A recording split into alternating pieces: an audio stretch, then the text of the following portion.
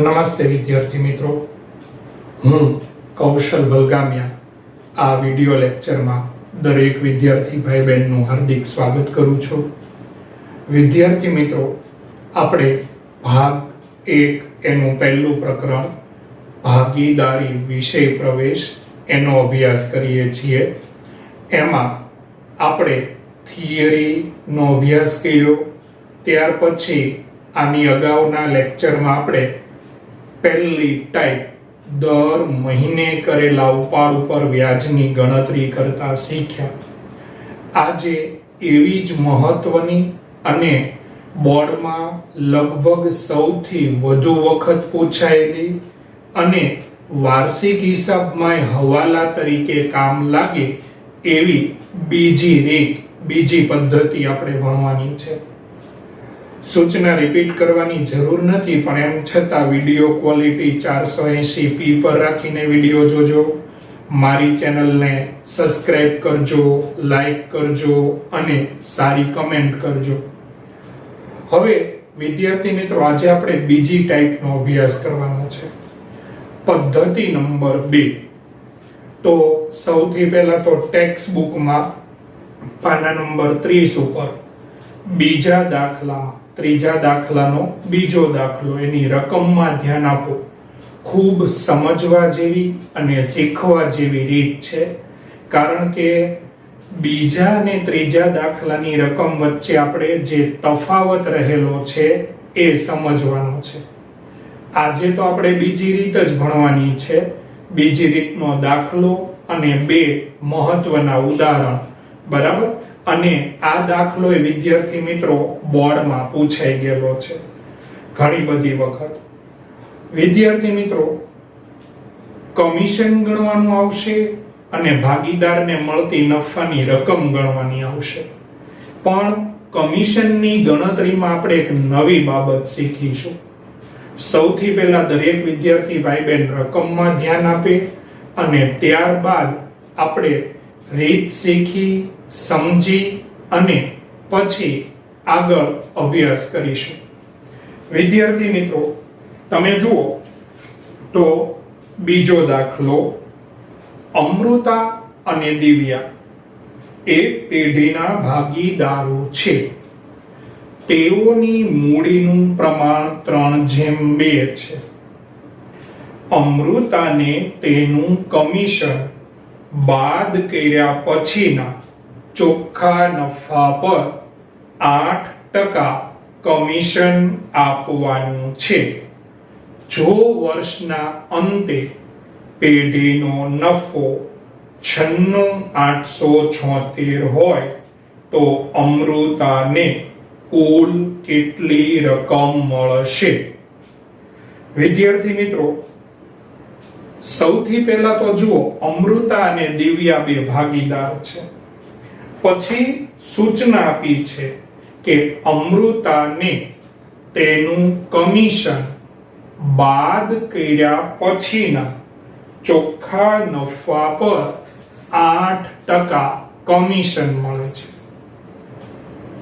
અમૃતાને તેનું કમિશન બાદ કર્યા પછીનો જે નફો છે, કમિશન બાદ કર્યા પછીનો નફો, એ નફા ઉપર 8% કમિશન મળે છે. તો તમે જુઓ, 2 વાર કમિશન શબ્દ આવ્યો. તો બંને કમિશન શબ્દને અંડરલાઈન કરો ને. આજે આ જ બાબત શીખવાની છે. સાવ સાદી ભાષામાં ફરીવાર હું તમને સમજાવું છું. બહુ સહેલી અને સરળ રીત છે. હાવ સાદી ભાષામાં એમ કીધું છે કે અમૃતાને એનું કમિશન આપ્યા પછી જે નફો વધે એના ઉપર 8% કમિશન આપવાનું છે.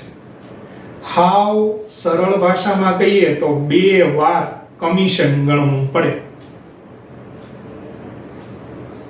તો હવે આપણે ધારીને ગણતરી થશે. જ્યારે વિદ્યાર્થી મિત્રો 2 વાર કમિશન શબ્દ આવે ને, ત્યારે 100 + કમિશનના ટકા લઈને ગણતરી થાય.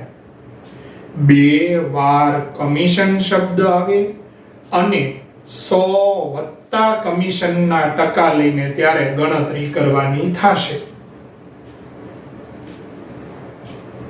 પછી તમે જુઓ, તમને આખા પેઢીનો નફો આપ્યો છે કે સમગ્ર પેઢીનો નફો 96,876 હોય તો અમૃતાને કુલ કેટલી રકમ મળશે. એટલે પ્રશ્ન તમે સમજો, અમૃતા અને દિવ્યા ભાગીદાર છે. હવે અમૃતાને એક તો કમિશન મળે છે એટલે આપણે કમિશનની ગણતરી કરવી પડશે. બીજું, અમૃતાને પેઢીનો ભાગીદાર છે તો સ્વાભાવિક છે ભાગીદાર તરીકે એને નફોય મળે, તો આપણે એના નફાની ગણતરી કરવી પડશે. 2 બાબતો આપી છે, ભાગીદાર તરીકે નફો મળશે અને એક કમિશન મળશે એવી બાબત આપણને દાખલામાં આપી છે. તો આપણે કમિશન ગણવું પડશે, નફો ગણવો પડશે અને એનો સરવાળો કરીને જવાબ આપવો પડશે કે અમૃતા નામના ભાગીદારને કુલ કેટલી રકમ મળશે. તો વિદ્યાર્થી મિત્રો, સૌથી પહેલા તો ફરીવાર રિપીટ કરી દો, જ્યારે 2 વાર કમિશન શબ્દ હોય, 2 વાર કમિશન શબ્દ હોય ત્યારે 100 + કમિશનના ટકા કરવાના. હમણાં હું તમને હેડિંગ ને બધું લખાવું છું, પણ હું જે કહું છું એ ફરીવાર સાંભળજો. 2 વાર કમિશન શબ્દ આવે તો દાખલા તરીકે આ દાખલામાં 8% છે તો 100 + 8 એટલે આપણે 108 લેખે ગણતરી કરશું. માનો કે 12% કમિશન હોય તો 100 + 12 એટલે 112 લેખે ગણતરી થાય. માનો કે કમિશન 6% છે તો 100 + 6 એટલે 106 લેખે આપણે ગણતરી કરવાની થશે. બરાબર. હવે ચોપડામાં હેડિંગ લખો, પદ્ધતિ નંબર 2. પદ્ધતિ નંબર 2. તમે ટાઈપ મેથડ જે લખતા હોય હું પદ્ધતિ બોલીશ. પદ્ધતિ નંબર 2 લખો. એમાં 2 વાર કમિશન શબ્દ આપેલ હોય, 2 વાર કમિશન શબ્દ આપેલ હોય અને સમગ્ર પેઢીનો નફો આપેલો હોય, સમગ્ર પેઢીનો નફો આપેલો હોય ત્યારે 100 + કમિશનના ટકા, 100 + કમિશનના ટકા લઈ ગણતરી કરવી.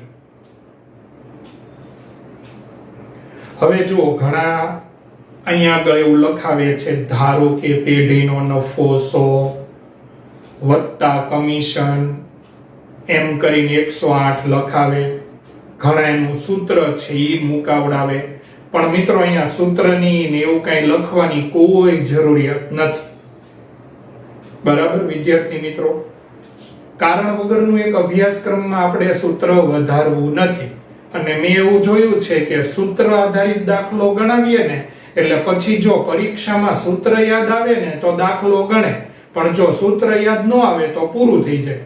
તો જ્યાં જરૂર રહેશે ત્યાં આપણે 100% સૂત્રનો ઉપયોગ કરીશું, પણ જ્યાં આપણને રાહત છે, સરળતા છે, એક ખાલી એટલું યાદ રાખી લીધે હાલે એમ છે કે 2 વાર કમિશન શબ્દ હોય અને 100 + કમિશનના ટકા આપેલા હોય ત્યારે 100 + કમિશનના ટકા કરવાના. બરાબર. તો હવે હું દાખલો ગણું છું. સૌથી પહેલા આપણે 100 + 8 એટલે 108 લેખે કમિશનની ગણતરી કરીએ.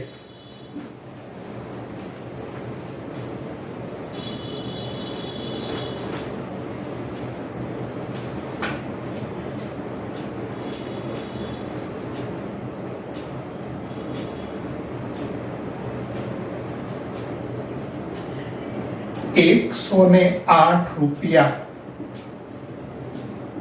નફો નફો હોય ત્યારે કમિશન ₹8. તો આપણને જુઓ દાખલામાં નફો આપ્યો છે 96,876. નફો હોય ત્યારે કમિશન કેટલું? આ રીતે મિત્રો ત્રિરાશિ મૂકવાની છે. હજી તમને સરળતાથી કહું, 2 વાર કમિશન ગણવાનું કીધું છે, પણ આપણે 2 વાર કમિશન ગણવું ન પડે એટલે આપણે શું કરવાનું, એક વારનું કમિશન નફામાં ઉમેરી દેવાનું. એટલે 100 + 8 એટલે 108 લેખે ગણતરી કરી કે ભાઈ ₹108 એક વારનું કમિશન ઉમેર્યા પછી ₹108 નફો હોય તો કમિશન ₹8 હોય.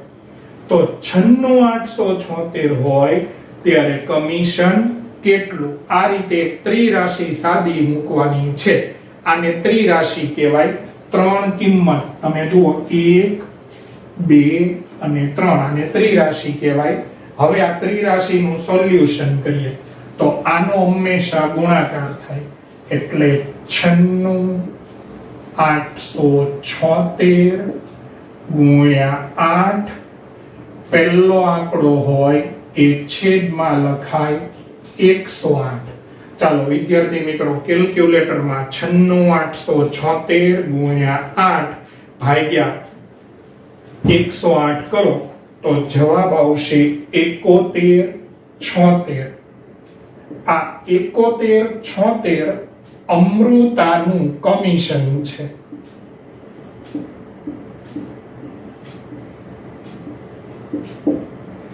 હવે વિદ્યાર્થી મિત્રો, આપણે એક ગણતરી અહીંયા પૂરી કરી. તમે જો આપણને કીધું છે અમૃતાને તેનું કમિશન આપ્યા બાદ વધતા નફા પર 8% કમિશન આપવાનું છે. તો આપણે કમિશનની ગણતરી કરી. હવે તમે રકમમાં છેલ્લો ફાઇનલ પ્રશ્ન વાંચો. પ્રશ્ન એમ છે કે અમૃતાને કુલ કેટલી રકમ મળશે? તો કમિશન ગયું. હવે અમૃતા એટલે પેઢીનો ભાગીદાર, તો હવે એનો નફો ગણશું. વિદ્યાર્થી મિત્રો ખાસ યાદ રાખજો, નફો ગણતા પહેલા તમારે જે તમને નફો આપ્યો છે ને 96,876 કમિશન ગણ્યા પહેલાનો નફો છે, એમાંથી અમૃતાનું કમિશન બાદ કરીને વહેંચણી પાત્ર નફો ગોતવાનો. કારણ કે ભાગીદાર એટલે પેઢીના માલિકો, અને માલિકને બધી ગણતરી પૈક્યા પછી છેલ્લે જે નફો વધે એમાં ભાગ મળે. તો સૌથી પહેલા તો વહેંચણી પાત્ર નફો ગણીએ. આ સ્ટેપ ભૂલાઈ ન જાય એનું ધ્યાન રાખજો. હું આ કહેવા માંગુ છું કે 96,876 કમિશન ગણ્યા પહેલાનો નફો માઇનસ 71,76 અમૃતાનું કમિશન. 96,876 માંથી અમૃતાનું કમિશન બાદ કરો એટલે 89,700 આવે. આની કહેવાશે વહેંચણી પાત્ર નફો. વહેંચણી પાત્ર નફો. બરાબર વિદ્યાર્થી મિત્રો, જો આ સ્ટેપ ભૂલાઈ ન જાય, આપણને જે 96,876 નફો આપ્યો છે એ કમિશન ગણ્યા પહેલાનો છે, એમાંથી કમિશન બાદ કરો એટલે 89,700 આવે. એને વહેંચણી પાત્ર નફો કહેવાય. કેમ કે કોઈ બધી ગણતરી કર્યા પછી છેલ્લે જે રકમ વધે એમાં ભાગીદારને ભાગ મળે. બરાબર વિદ્યાર્થી મિત્રો? હવે આ જે 89,700 આવ્યા એનો આપણે ભાગીદારો વચ્ચે ભાગ પાડીએ. બરાબર? તો આપણે અમૃતાના ભાગનો નફો મેળવીએ. તો અમૃતાના ભાગનો નફો બરાબર વહેંચણી પાત્ર નફો 89,700. વહેંચણી પાત્ર નફો કેટલો? 89,700 ગુણ્યા અમૃતાનો નફાવાળો. વાંચો, દાખલામાં નફા નુકસાનનું પ્રમાણ શું આપ્યું છે? તો તમે વાંચશો ને એટલે તમે તરત કહેશો 3:2. વિદ્યાર્થી મિત્રો, 3:2 આપ્યું છે ને એ મૂડીનું પ્રમાણ છે. જે ભણી ગયા છે એને ખ્યાલ છે, જે પહેલી જ વાર આ પ્રકરણને આ રીત ભણે છે એ વિદ્યાર્થી મિત્રો રકમમાં અંડરલાઈન કરો. મૂડીનું પ્રમાણ આપ્યું છે. જો તમે અહીંયા આગળ 3:2 લેખે ગણતરી કરો તો એ તો મૂડીનું પ્રમાણ છે અને નફો અને નુકસાન નફા નુકસાનના પ્રમાણમાં વહેંચાય. મૂડીના પ્રમાણમાં વહેંચાય, પણ પેઢીનો નફો હોય કે ખોટ હોય એ તો નફા નુકસાનના પ્રમાણમાં વહેંચાય. તો તમને એમ થાય કે સાહેબ અહીંયા આગળ 3:2 મૂડીનું પ્રમાણ શા માટે આપ્યું? તો માત્ર તમને મુશ્કેલીમાં મૂકવા માટે આપ્યું છે ભાઈ. જો તમે અહીંયા આગળ ઉતાવળ કરી અને 3:2 લેખે ગણતરી કરો તો હવે પછીના દાખલાના માર્ક્સ તમને ન મળે. એટલે શાંતિથી વાંચજો, તમને મુશ્કેલીમાં મૂકવા જેણે આપ્યું છે. તો હવે આપણે મિત્રો થિયરી ભણી ગયા. થિયરીમાં તમને મેં ભણાવ્યું હતું કે જો નફા નુકસાન વહેંચણીનું પ્રમાણ નક્કી કરેલું હોય, ઉલ્લેખ હોય તો એ પ્રમાણે વહેંચાય, પણ ઉલ્લેખ ન હોય તો સરખા પ્રમાણમાં વહેંચાય. તો જુઓ, આ દાખલામાં ક્યાંય નફા નુકસાન વહેંચણીના પ્રમાણનો ઉલ્લેખ નથી, તો એનો મતલબ નફો નુકસાન સરખા ભાગે વહેંચાશે. સરખા ભાગે તો બે ભાગીદાર છે, સરખા ભાગે એટલે કે 1:1 ના પ્રમાણમાં નફો નુકસાન વહેંચાશે. 3 ભાગીદાર હોય તો 1:1 ના પ્રમાણમાં નફો નુકસાન વહેંચાશે. બરાબર વિદ્યાર્થી મિત્રો? એટલે ખાસ યાદ રાખજો, નાના દાખલામાં રકમ ખૂબ શાંતિથી વાંચવી પડે, ચીવટ રાખવી પડે. કારણ કે જો અહીંયા તમે મૂડીનું પ્રમાણ લઈને દાખલો ગણો તો સ્વાભાવિક છે કે આપણો દાખલો ખોટો પડે. એટલે નફા નુકસાનનું પ્રમાણ નથી આપ્યું એટલે કાયદા મુજબ 1:1 લઈ અને ગણતરી કરીએ. તો વિદ્યાર્થી મિત્રો 1:1 એટલે 1/2, 1/2 થશે. 1:1 એટલે 1/2 મતલબ અમૃતાનો ભાગ 1/2 થશે. 89,700 એને 1/2 માં વેચો તો જવાબ આવશે 44,850. 44,850. હવે વિદ્યાર્થી મિત્રો આપણે ફાઇનલ જવાબ આપી દઈએ. આપણને પ્રશ્ન છે કે અમૃતાને કુલ કેટલી રકમ મળશે? તો અમૃતાને મળતી કુલ રકમ બરાબર બે વસ્તુ મળશે. એક તો એ ભાગીદાર છે એટલે નફો મળશે અને બીજું એને કમિશન મળશે. તો નફો વત્તા કમિશન. વિદ્યાર્થી મિત્રો આપણે આ બંને ગણતરી પૂરી કરી. તમે જુઓ, આપણને અમૃતાના ભાગનું કમિશન મળ્યું 71,76. 2 વાર કમિશન શબ્દ હતો અને સમગ્ર પેઢીનો નફો હતો એટલે આપણે 100 વત્તા ટકા લઈને ગણતરી કરી તો કમિશન મળ્યું 71.76. પછી હજી હું સૂચના આપું છું કે આ સ્ટેપ ન ભૂલી જતા. ખાસ યાદ રાખજો, મોટા ભાગે વિદ્યાર્થીઓ ઉતાવળે અહીંયા આગળ 89,700 ની બદલે 96,876 ના ભાગ પાડી નાખે, તોય ભૂલ પડશે, તોય માર્ક્સ નહીં મળે. આ જે 96,876 છે એ કમિશન ગણ્યા પહેલાનો નફો છે. એમાંથી કમિશન બાદ કર્યું, હવે બધી ગણતરી પૂરી થઈ ગઈ. દાખલામાં જે કંઈ સૂચના હતી બધી ગણતરી પૂરી થઈ, એટલે હવે જે નફો મળે ને એને વહેંચણી પાત્ર નફો કહેવાય. હવે અમૃતાના ભાગનો નફો બરાબર 89,700 ગુણ્યા 1/2 એટલે કે 44,850. તો આપણે નફાની કમિશનની ગણતરી કરી તો નફો મળ્યો 44,850, કમિશન મળ્યું 71.76.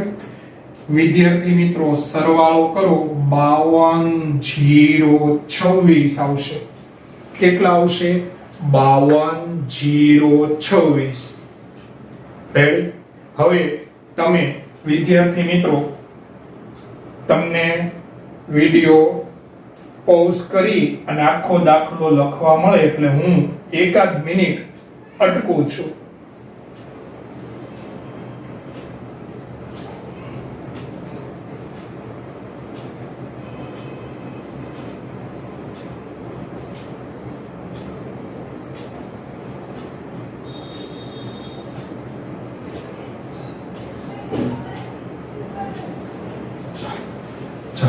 આ સમયગાળામાં વિદ્યાર્થી મિત્રો તમે વિડિયો પોઝ કરી અને આખી રકમ, આખો દાખલો ઉતારી શકશો. બરાબર? ફરીવાર વિદ્યાર્થી મિત્રો, બે વાર જો હજી મારે ત્રીજી ટાઈપ ભણાવવાની છે. ત્રીજી ટાઈપ છે ને એમાંય બે વાર કમિશન શબ્દ આવશે, પણ ત્યારે આપણે 100 વત્તા કમિશનના ટકા કરશું નહીં. એ આખી અલગ છે, ત્યારે હું સમજાવીશ. તમારે અત્યારે શું પાકું કરવાનું છે? બે વાર કમિશન શબ્દ આવે અને સમગ્ર પેઢીનો નફો આપ્યો હોય. બે વાર કમિશન હોય એ પછી શું જોવાનું? તો કે આખી પેઢીનો નફો આપ્યો છે. અહીંયા કેમ 96,876 સમગ્ર પેઢીનો નફો આપ્યો છે, ત્યારે 100 વત્તા કમિશનના ટકા લઈને ગણતરી થશે. હવે વિદ્યાર્થી મિત્રો તમારે આવું એક ઉદાહરણ એટલે કે ઉદાહરણ નંબર 2 ની ગણતરી કરવાની છે. ટેક્સ્ટ બુકમાં પાના નંબર તમે ધ્યાન આપજો 15 ઉપર હંસા, હિતેશ અને વિજય એક પેઢીના ભાગીદારો છે. તેઓની મૂડીનું પ્રમાણ 3:2:1 છે. હવે અંડરલાઈન કરી લેજો ભાઈ, મૂડીનું પ્રમાણ આપ્યું છે અને મેં તમને કીધું એમ એ તમને હેરાન કરવા જ આપ્યું છે. નફો અને નુકસાન નફા નુકસાનના પ્રમાણમાં જ વહેંચાય. મૂડીનું પ્રમાણ જો તમે ઉતાવળે અહીંયા આગળ મૂડીનું પ્રમાણ જ્યાં પ્રમાણ લેવાનું હોય નફા નુકસાનનું, ત્યાં મૂડીનું પ્રમાણ લ્યો તો ભૂલ પડે. પછી હિતેશને તેનું કમિશન આપ્યા બાદ વધતા ચોખ્ખા નફાના 10% કમિશન આપવાનું છે. ખૂબ અગત્યનો દાખલો ભાઈ. બે વાર કમિશન શબ્દ આવ્યો, અંડરલાઈન કરો. છેલ્લે ફાઇનલ પ્રશ્ન છે, જો પેઢીનો નફો, આને અંડરલાઈન કરો, બે વાર કમિશન શબ્દ છે અને પેઢીનો નફો છે, એટલે આ રીતે 100 વત્તા 108 લેખે ગણતરી થશે. બરાબર વિદ્યાર્થી મિત્રો? ચાલો પછી વિદ્યાર્થી મિત્રો હિતેશને મળતી કુલ રકમ આપણે મેળવવાની છે. સેમ આ રીતનો દાખલો બોર્ડમાં ધ્યાન રાખજો, તમને ફાવી જાય, એક ને એક રીતના બે જ દાખલા મારી પાસેથી તમે શીખો તો તમને ઘણું બધું એમ કહી શકાય કે ભાઈ રિવિઝનની લગભગ જરૂર ન પડે.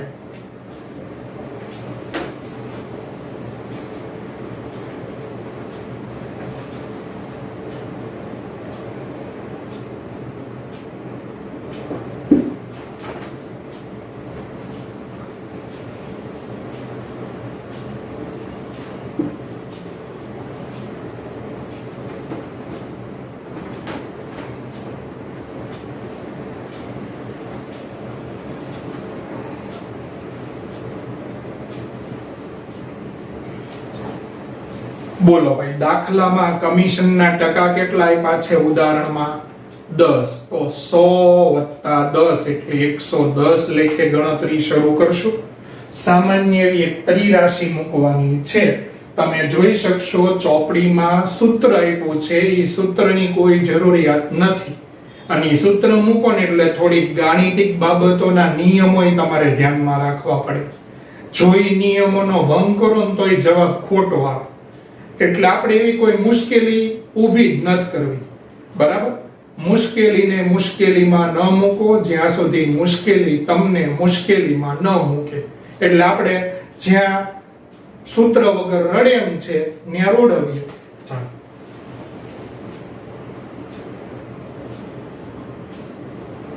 ₹110 નફો હોય ત્યારે કમિશન ₹10. તો આપણને નફો આપ્યો છે 1,65,000. 1,65,000 નફો હોય ત્યારે કમિશન કેટલું? પ્રશ્ન. 1,65,000 ગુણ્યા 10 છેદમાં 110. ચાલો ભાઈ, કેલ્ક્યુલેટરમાં સાદું રૂપ આપો. જવાબ આવશે 15,000. આ આપણને મળ્યું હિતેશનું કમિશન. મિત્રો, મારે ત્રીજી ટાઈપ વખતે મને અને તમને બંનેને સરળતા રહે એટલે હજી એકવાર રિપીટેશન કરું છું કે વિદ્યાર્થી મિત્રો, જ્યારે બે વાર કમિશન શબ્દ હોય અને સમગ્ર પેઢીનો નફો હોય ત્યારે 100 વત્તા કમિશનના ટકા લઈ ગણતરી કરવી. હવે 1,65,000 આ છે ને કમિશન ગણ્યા પહેલાનો નફો. જો આપણે કમિશન ગણ્યા પહેલા રકમમાં કેટલો નફો આપ્યો છે?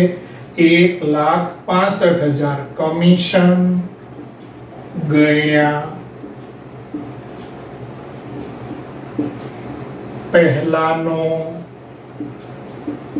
નફો માઈનસ 15,000